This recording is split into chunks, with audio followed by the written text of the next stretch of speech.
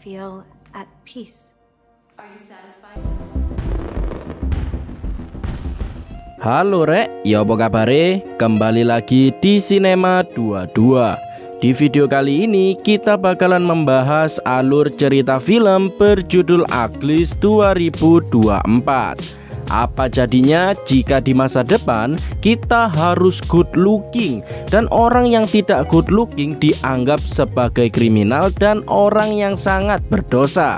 Ya, di film kali ini akan membahas tentang umat manusia yang berhasil menciptakan mesin operasi yang bisa membuat manusia menjadi good looking sesuai dengan kemauan mereka.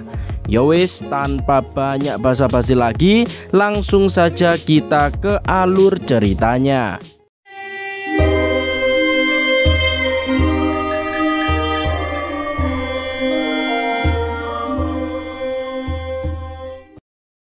Kisah diawali dengan konflik manusia yang tak ada habisnya, sehingga umat manusia akhirnya berevolusi dan memutuskan untuk menciptakan mesin yang bisa membuat manusia menjadi sempurna, yaitu cantik-cantik dan ganteng-ganteng sesuai kemauan masing-masing, sehingga konflik bisa terhindarkan. Namun, mesin tersebut hanya bisa digunakan bagi seseorang yang sudah mencapai umur 16 tahun.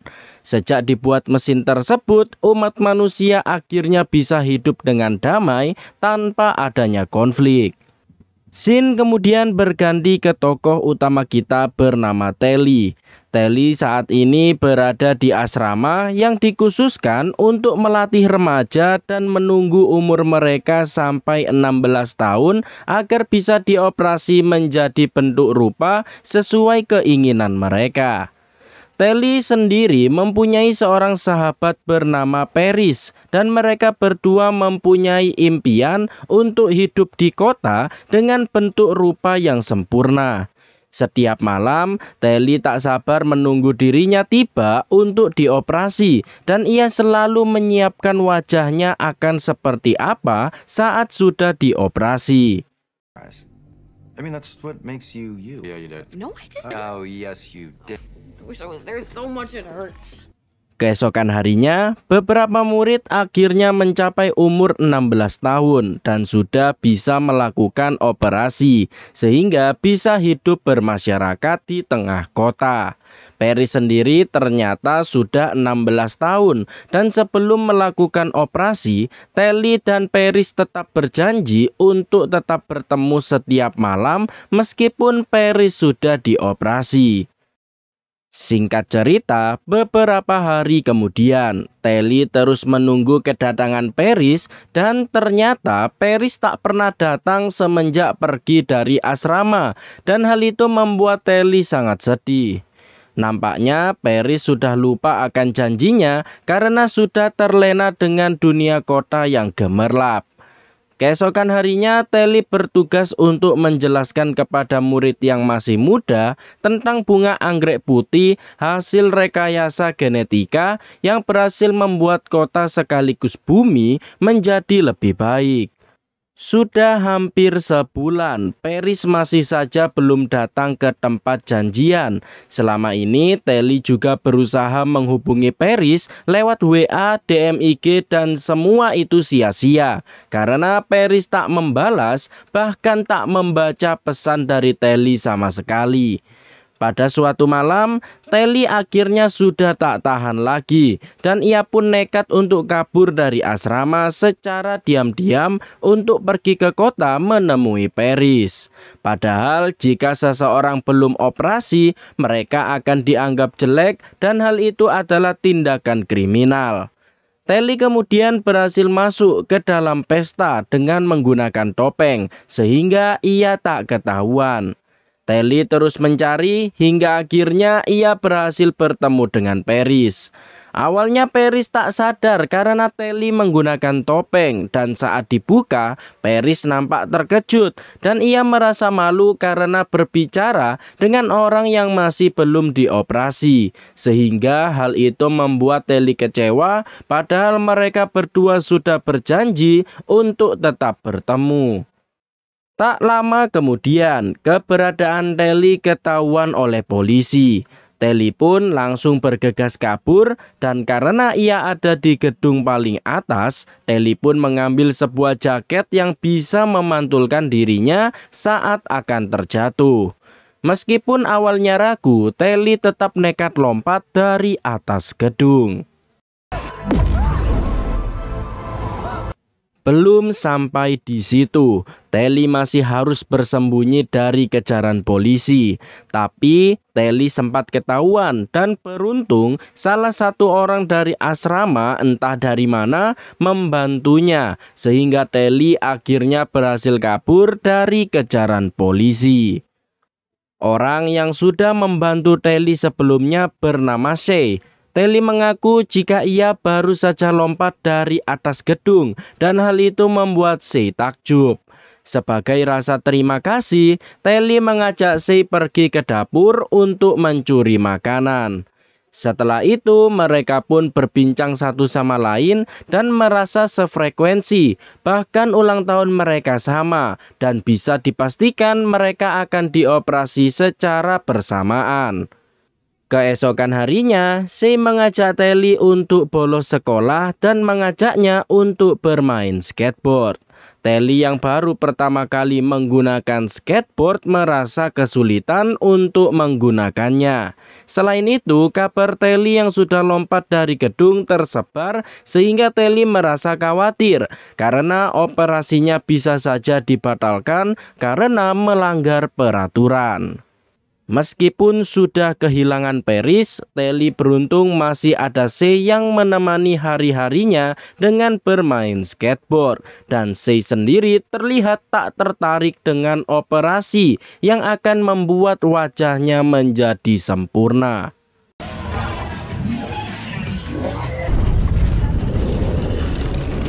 Tak terasa mereka akan dioperasi esok hari, dan Shay mengaku jika ia tak tertarik dengan operasi sama sekali. Malahan ia tidak ingin dioperasi dan join kepada organisasi bernama Smoke yang berisi orang-orang kriminal yang menolak untuk dioperasi. Namun, Telly masih tak percaya jika organisasi Smoke itu ada, sehingga Shay akhirnya mengajak Telly pergi ke suatu tempat yang lumayan jauh dari kota untuk menunjukkan jika Smoke itu nyata. Sesampainya di sana, Shay mengaku jika ia menolak untuk dioperasi dan ia ingin pergi bersama Smoke karena Shay menganggap semua orang sudah sempurna dan tak perlu dioperasi karena yang terpenting adalah jati diri mereka masing-masing. Shay ingin Telly ikut menuju markas Smoke, namun tentu saja Telly menolak keras karena selama ini keinginan Telly hanyalah dioperasi menjadi sempurna. Karena tak ada pilihan lain, Shay hanya bisa memberikan sebuah peta, barangkali Telly berubah pikiran dan ingin menyusul Shay. Keesokan harinya, akhirnya Telly berumur 16 tahun dan bisa dioperasi. Tapi anehnya namanya tak dipanggil sama sekali hingga akhirnya seorang polisi datang menjemputnya untuk dibawa ke suatu tempat. Singkat cerita, Telly bertemu dengan Dr. Cable, orang yang bertanggung jawab atas kota dan juga operasi. Cable mendapati jika salah satu murid asrama yaitu Shay menghilang dan orang yang dekat dengannya yaitu Telly. Telly diminta untuk memberitahu lokasi Shay pergi, karena jika Telly tak mau membantu, maka Telly tidak akan dioperasi sampai Shay ditemukan. Tentu saja hal itu membuat Telly bimbang, terlebih lagi ia sudah berjanji dengan Shay jika ia tak akan memberitahu rahasianya kepada orang lain. Malamnya, Paris tiba-tiba datang menemui Telly dan sikapnya kembali seperti semula, berbeda saat di kota. Telly pun mengaku jika ia tak bisa dioperasi karena harus memberitahu posisi Shay. Paris pun kemudian menyarankan jika Telly harus membantu karena organisasi Smoke ini berbahaya dan bisa saja Shay dalam bahaya. Just tell him everything you know. Oh my gosh. Akhirnya, Telly pun memberitahukan semuanya kepada Cable jika Sei kabur untuk bergabung dengan Smoke. Cable kemudian memberitahu jika Smoke sudah mencuci otak Sei agar ia tak mau dioperasi. Terlebih lagi, Smoke adalah organisasi berbahaya dan mempunyai senjata pemusnah massal yang ditakuti oleh Cable yang bisa menghancurkan kota. Oleh karena itu, Telly diminta untuk ikut bergabung bersama Smoke agar ia bisa menemukan senjata yang dimaksud. Jika Telly menolak, maka operasi yang diinginkan Telly selama ini akan dibatalkan. Tapi ternyata selama ini Paris sudah bekerja sama dengan Cable untuk meyakinkan Telly agar memberitahu lokasi Sei yang saat ini bersama Smoke. Paris kemudian ditawari untuk dioperasi lagi dan tak hanya wajah, melainkan kondisi fisik Paris juga akan menjadi lebih kuat layaknya manusia super. Telly kemudian melakukan perjalanan yang cukup jauh dan memakan beberapa hari untuk sampai ke markas Smoke menggunakan arahan dari peta yang Sei berikan sebelumnya. Cold is the sea. Find the wall and weigh the face. Don't. Singkat cerita, Telly pun beristirahat di tengah bunga anggrek putih. Tapi Telly pun ketiduran hingga tak sadar jika di sekitarnya sudah kebakaran. Beruntung Telly diselamatkan oleh seorang pria bernama David yang merupakan pemimpin dari Smoke. David sempat menemukan pelacak di skateboard milik Telly dan beruntung kalung pelacak dari Cable tak disadari oleh David. Di sisi lain, Cable menyadari jika pelacak di skateboard sudah ketahuan dan ia mengirim prajurit super untuk memantau. Telly bersama David akhirnya bertemu dengan anggota Smoke yang lain dan ternyata Sei juga ada di sana, membuat Sei sangat senang karena Telly akhirnya join bersama mereka. Malamnya, Telly khawatir dengan keadaan Sei karena berdasarkan perkataan dari Cable, organisasi Smoke ini berbahaya. Tapi Sei menganggap jika Telly terlalu berlebihan. Terlebih lagi Telly baru saja sampai dan sudah menuduh yang aneh-aneh tentang Smoke. Padahal Sei sendiri lebih bahagia saat berada dengan Smoke. Paginya, David bersama lainnya ingin membakar bunga anggrek putih terlebih dahulu sebelum kembali ke markas. Hal itu sempat ditentang oleh Telly karena bunga tersebut bisa menyelamatkan bumi. Tapi menurut David, bunga anggrek sudah menyerap nutrisi dari tanah, membuat bumi menjadi gurun, sehingga memaksa orang untuk hidup di kota. Telly kemudian diajak untuk membakar bunga anggreknya, tapi tiba-tiba dua prajurit super menghampiri mereka yang membuat Sei terjatuh dari helikopter. Tak pikir panjang, Telly pun turun demi membantu Sei meskipun keadaan di bawah sangat berbahaya. Namun meski begitu, Telly berhasil menyelamatkan nyawa Sei. Pull up, let's go! Damn it, we gotta pull up! We're losing lift! Berkat aksinya, anggota Smoke yang awalnya tak mempercayai Telly akhirnya mulai mempercayainya. Jalan menuju markas ternyata sangat indah dan pemandangan tersebut baru pertama kali dilihat oleh Telly. Sesampainya di markas, Telly dibuat terkejut karena semua orang di sana sangat baik. Berbeda dengan perkataan dari Cable jika Smoke berbahaya. Semua orang di sana bekerja sama tak peduli tua maupun muda. Malamnya, David menginformasikan kepada semua orang jika kondisi mereka saat ini sudah mulai tidak aman karena sudah kedatangan dua prajurit super sebelumnya. Tapi meski begitu, David tak menyerah untuk meyakinkan semua orang jika hidup di kota membuat semua orang sudah kehilangan jati diri mereka. Dan hal itu membuat Telly semakin bimbang harus percaya perkataan David atau perkataan Cable. Telly sempat latihan memanah dengan David, dan sepulangnya dari latihan, mereka dikejutkan dengan anggota Smoke yang lain terluka karena serangan dari prajurit super yang sudah mengintai mereka. Tapi beruntung, mereka berhasil kabur dan tak bisa mencapai markas. David dan Telly kemudian berbincang satu sama lain, hingga akhirnya Telly berani mengatakan jika kabarnya David mempunyai senjata untuk memusnahkan seluruh kota. Akhirnya, David pun menceritakan semuanya dan mempertemukan Telly dengan kedua orang tua David. Kedua orang tua David sebelumnya adalah dokter operasi di kota dan mereka berdua kenal dekat dengan Cable. Namun mereka menyadari jika operasi saat ini tidak aman sehingga banyak kasus kematian yang diakibatkan oleh operasi, sedangkan Cable merahasiakannya dari semua orang. Pada akhirnya mereka sadar jika operasi bertujuan untuk menghapus jati diri seseorang agar Cable bisa mengendalikan mereka. Kedua orang tua David pun tak setuju sehingga mereka memberontak dan menghabiskan sisa hidupnya untuk menciptakan obat agar bisa menyembuhkan orang di kota. Namun mereka masih belum berani untuk mengetes obatnya karena tak tahu masih aman atau tidak dan membutuhkan seorang relawan tanpa paksaan untuk menjalankan tesnya.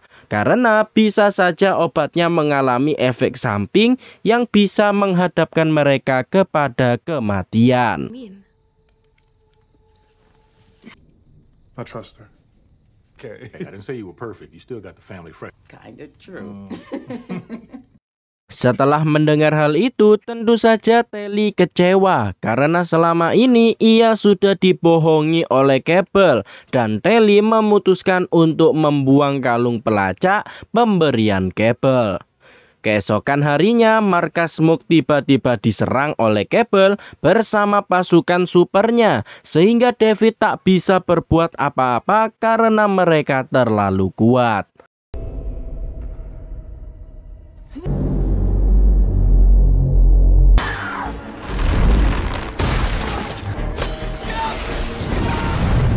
Cable meminta obat yang selama ini sudah dibuat oleh orang tua David, tapi mereka tetap tak mau memberikan obatnya, sehingga Paris yang menjadi pasukan super diperintah untuk menghabisi ayah David.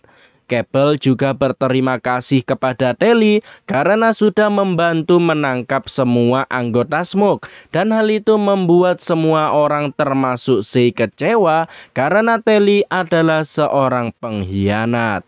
Beruntung, Telly dan David berhasil melarikan diri, sedangkan lab penelitian orang tua David dihancurkan agar obat yang dibuat hancur dan tak bisa dilanjutkan. Setelah itu, David sangat marah kepada Telly dan Telly pun mengaku jika ia terpaksa melakukannya karena sudah ditipu oleh Cable jika organisasi Smoke sangat berbahaya yang bisa saja membuat keadaan Zay bisa berbahaya. Untuk menebus kesalahannya, Telly pun membantu David untuk membebaskan semua anggota Smoke. Singkat cerita, mereka berdua sampai di kota dan dengan bantuan dari murid asrama, mereka berhasil memancing perhatian penjaga dan masuk ke dalam untuk menyelamatkan semua orang. Awalnya mereka berhasil mengendap-endap, tapi mereka sempat ketahuan dan David berhasil mengatasinya.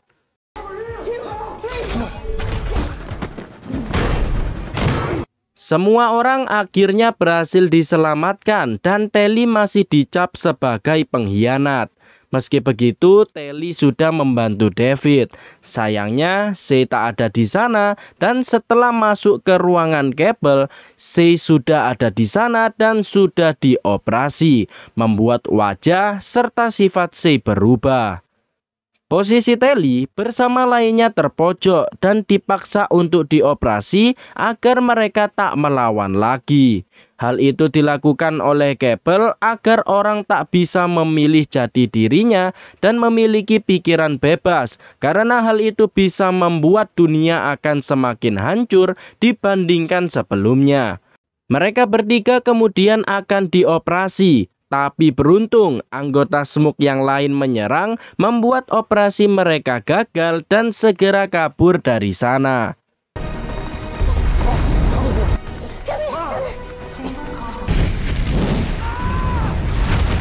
Mereka sempat terhalang oleh Paris. Telly mencoba menyadarkannya karena hal yang ia lakukan salah. Tapi David yang dendam langsung menyerang Paris dan Telly mencoba membantu. Namun Telly malah membuat Paris terjatuh.